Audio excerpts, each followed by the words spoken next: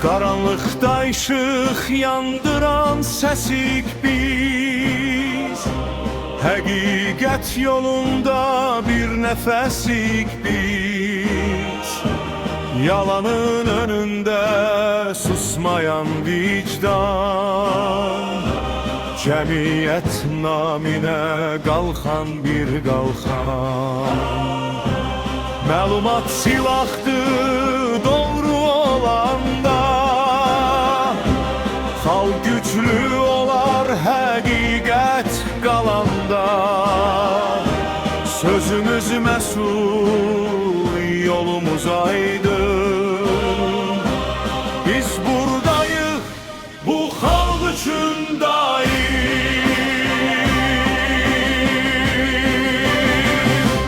Güvənli sabah üçün ayıq düşüncə,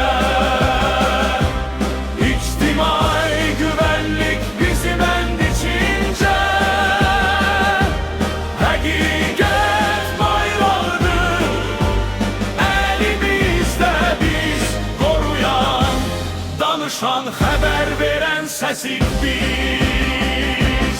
Şaya tufanı əsəndə belə, faktlarla dayanırıq biz sət kimi elə. Bir klik, bir söz, min taleyə yol. Ona görə yükümüz ağırdır bol. Qorxu yayılmasın, çaşqınlıq olmasın. Cəmiyyət bilməlidir haqq itməsin. Biz nə qərəzliyik, nə də susqun, ədalət tərəfdə duran bir qurur.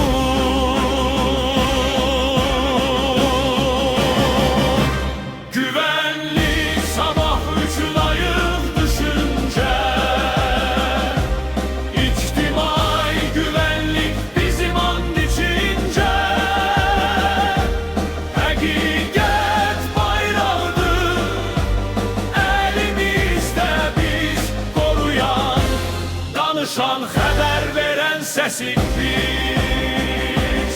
Bir xəbər bəzən ümid deməkdir, bəzən fəlakətin qarşısını kəsənən. Sözün məsuliyyəti boynumuzdadır. Bu missiya vicdanla daşınar hər an.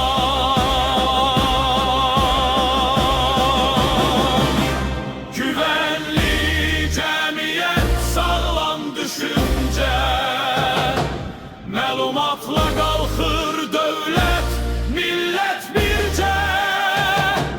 İctimai güvənlik, adımız yolumuz, həqiqət yaşadıkça yaşayır səsimiz.